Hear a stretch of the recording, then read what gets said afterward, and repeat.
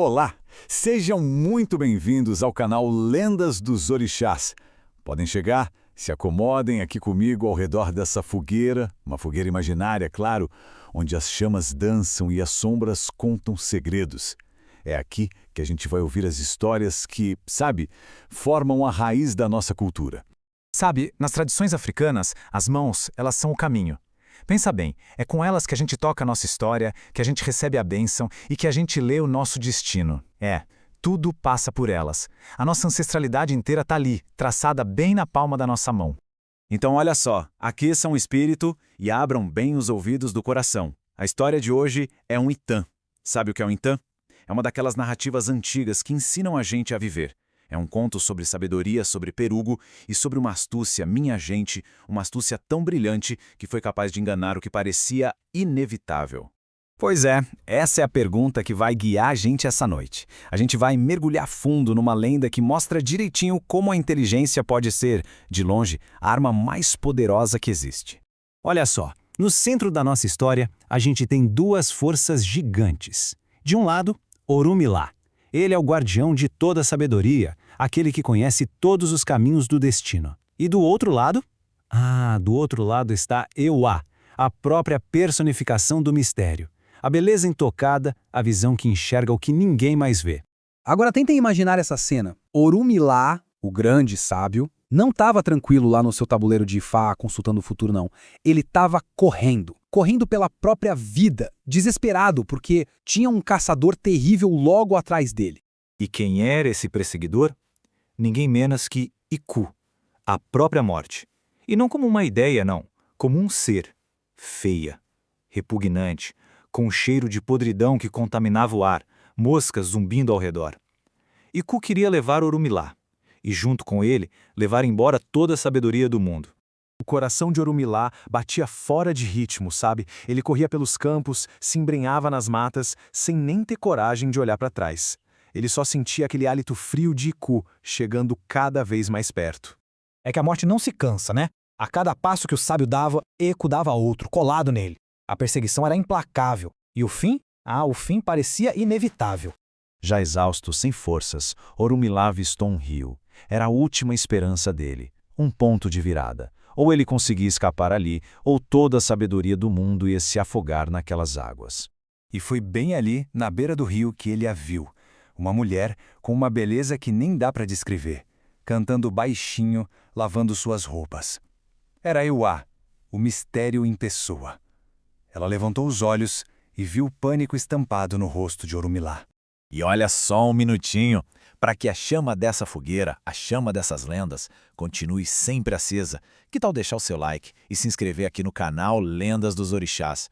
É assim que a gente garante que essa nossa fogueira nunca vai se apagar. Foi aí que a genialidade de Alva apareceu.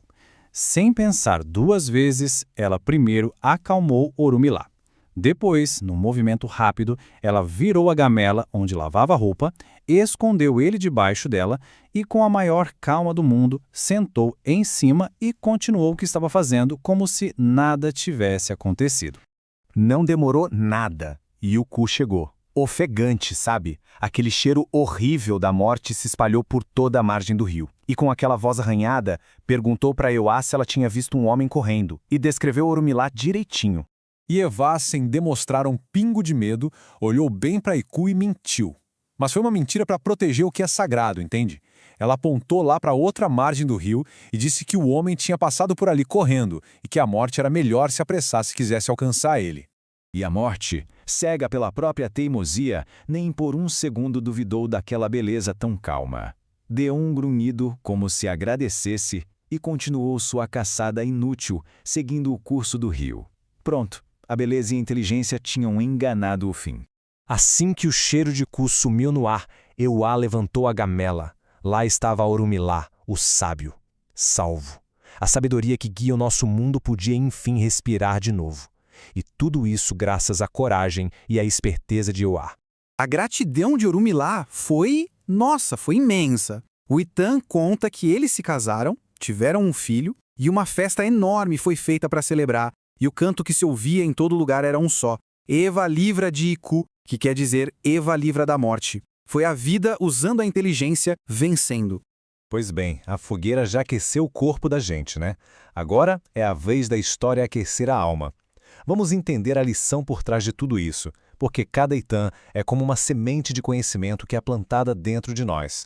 Olha, esse conto ensina pra gente que força bruta não ganha sempre, não mesmo. A inteligência, a calma, a astúcia são ferramentas muito poderosas. E mais importante, ele nos lembra do valor da tradição oral. É ouvindo os mais velhos, passando essas histórias pra frente, que a gente garante que essa sabedoria nunca vai se perder. Do mesmo jeito que Orumilá quase se perdeu pra Iku. E é assim que a nossa história volta lá para o comecinho. É de geração em geração, de boca em ouvido, de mão em mão, que a nossa cultura continua forte, viva, pulsando. E para quem busca entender melhor os caminhos que a vida desenha, é bom saber que o canal Lendas dos Orixás é uma iniciativa da Tenda dos Búzios. Lá nós oferecemos o tradicional jogo de búzios da Bahia, sempre com muita ética, sigilo e um respeito profundo aos fundamentos. Para agendar uma consulta, o contato é esse que está aparecendo aí. WhatsApp 75991423550. Que a noite traga bons sonhos para todos e que as histórias dos nossos mais velhos iluminem sempre os nossos caminhos. Fica aqui a reflexão, né? Cada um de nós carrega um mapa na palma da mão. A grande questão é, a gente está prestando atenção nos sinais? Até a nossa próxima história. Axé!